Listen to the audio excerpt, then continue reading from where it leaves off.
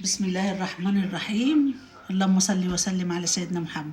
بصوا يا حبايبي ويا بناتي ويا اخواتي، انا بجيب اللبن وبعمله جبنه في البيت وبشيل وش القشطه من عليه لما بيجب، وبعمل وش اللبن اللي احنا بنشربه بحوشه برضو بشيله في علبه عشان اعمله زبده.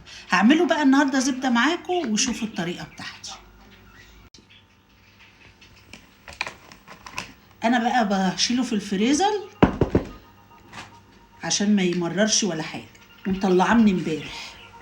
هنزلها اهي معاكم.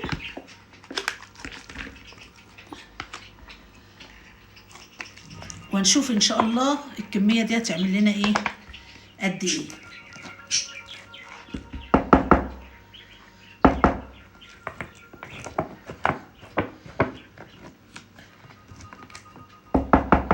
تقفل على يا بايديا يا بالمضرب الكهرباء.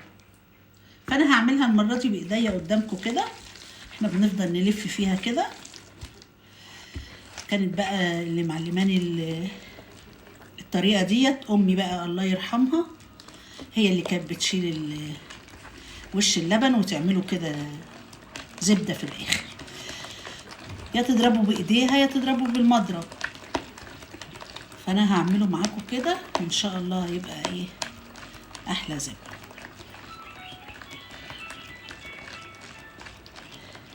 هي ساقعه متلجه قوي على ايد الواحد بس مش مشكله.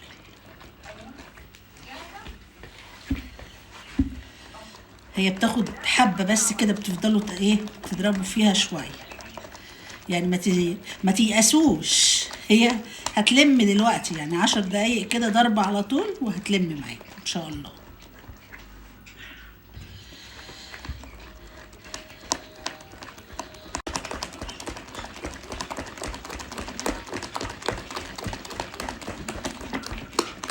بتعمل زي الكريمة ازاي، ابتدت تتقل معايا اهي، ما بقتش مشرشة زي الاول.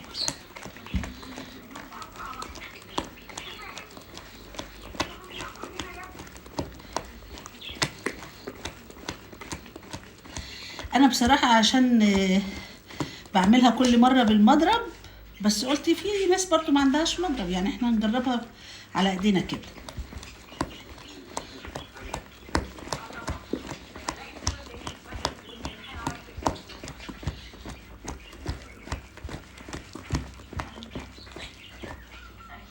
ابتدت تلم معايا اهي.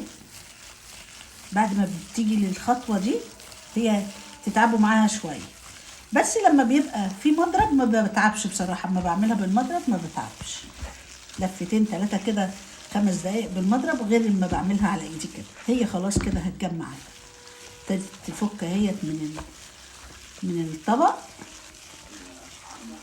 وهتجمع على طول اهي. ابتدت تطلع من ايديا، طالما ابتدت تطلع من ايدي كده يبقى هتلم بقى ما شاء الله. يعني احنا كده كده مش بنحب وش اللبن واحنا بنشربه، فحرام يترمي فبنجمعه.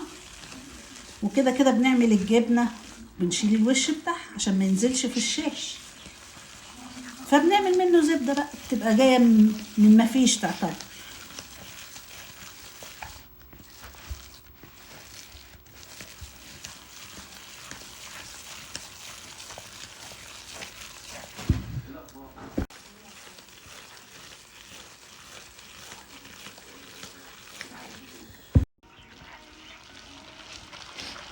اهي يا حبايبي بصوا بقى،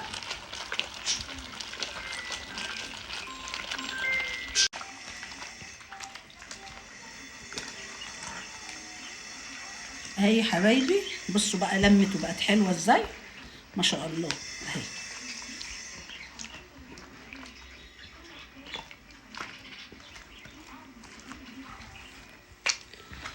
هي بتاخد منكم وقت بس ايه في الدحك كده في الطبق، لكن لو هتعملوها بمضرب الكهرباء ما بتاخدش 5 دقايق.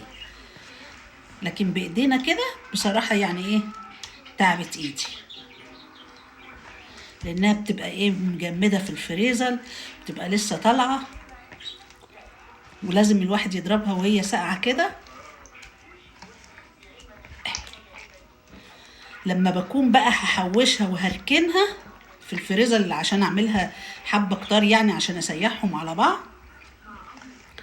بروح مطلعاها كده بعد ما بتخلص واكورها كده، بروح حطاها في ايه، في ميه عشان ننزل منها اي لبن فيها، اللبن اللي هو ايه موجود في الطبق ده. اللبن ده انا ما برميهوش، اللبن ده يا بغليه واحطه على المش واحط عليه ملح وشطه، يا اما بعمل بيه معجنات، بعمل بيه حبه قرص، اعجن بيه.